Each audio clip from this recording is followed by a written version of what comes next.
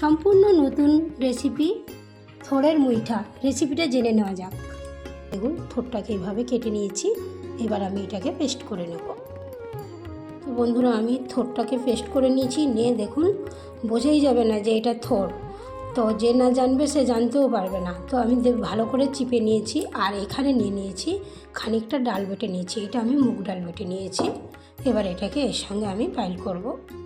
তো আমি ডালটা একসাথে মিশিয়ে নিয়েছি, আর দিয়ে দিলাম 1 চামচ সর্ষের তেল, দিয়ে দিলাম ধনে পাতা কুচনো, দিয়ে দেবো সামান্য আদা বাটা।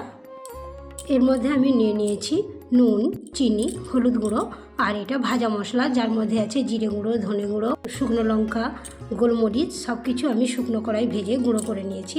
এই সমস্ত কিছু আমি দিয়ে দিলাম,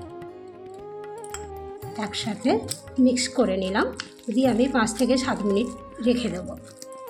5 মিনিট হয়ে গেছে। 5 মিনিট পরে আমি মুইঠাটাকে এভাবে রেডি করে নিয়েছি মুইঠা রান্নার জন্য। যদি মনে হয় আপনাদের জল বেরিয়েছে, তাহলে একটু বেসন নিয়ে নেবেন। আমার জল যেহেতু আমি ভালো করে চিপে নিয়েছি, তাই জন্য আমার বেসন লাগলো না, আমি একইভাবে করে নিলাম। আমি একটা কড়াইতে তেল নিয়ে নিয়েছি, আর তেল গরমও হয়ে গেছে। এবার আমি মুইঠাগুলো ভেজে নেব। আমি 4টে দিয়ে দিলাম একসাথে, আপনারা চাইলে 2টো করেও ভাজতে পারেন। নেব,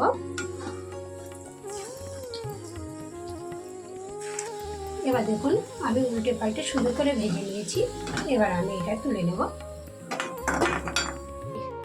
দেখুন আমি সব কটা ভেজে নিয়েছি। এইটা চাইলে আপনারা বড়া হিসেবেও খেতে পারেন, আমি তো এখন কুপ্তা করেই দেখাবো। এবার আমি 2টো আলু হালকা সেদ্ধ করে রেখে দিয়েছি, আলুগুলো ভেজে নেব। আপনারা চাইলে 1টা আলুও নিতে পারেন, বেশিও নিতে পারেন, কোনো অসুবিধা নেই। এবার আমি আলুগুলোও ভেজে তুলে নিলাম। এবার আমি কেটে রাখা ক্যাপসিকামটাও ভেজে তুলে নেব। এইভাবে আমি কেটে নিয়েছি। এবার এটা ভাজা হয়ে গেছে, আমি হালকা করে ভেজে তুলে নিচ্ছি। এবার আমি ফোড়নে দিয়ে দেবো এলাচ, লবঙ্গ, দারচিনি, গোটা জিরে, তেজপাতা, দিয়ে দিলাম সামান্য হিং।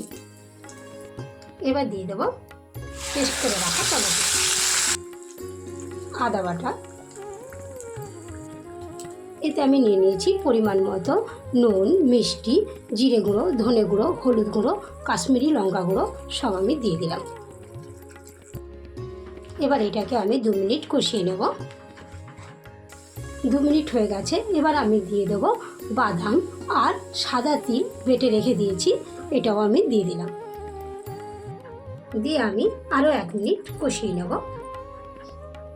এবার দিয়ে দেবো ভেজে রাখা আলু আর ক্যাপসিকাম।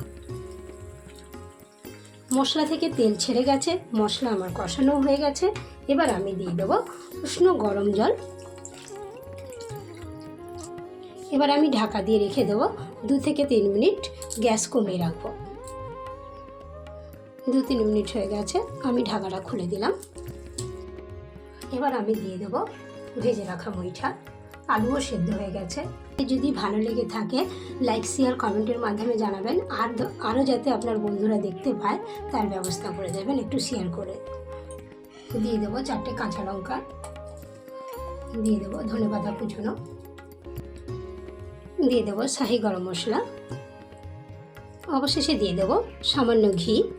আমি একটু ঝোল বেশি করে রাখবো, কারণ মুইঠাটা ঝোল টানবে। এবার আমি অবশেষে 1 মিনিট ফুটিয়ে পরিবেশনের জন্য নামিয়ে নেব। তোমাদের কেমন লাগলো লাইক, শেয়ার, কমেন্ট করে আমাকে প্লিজ জানিও।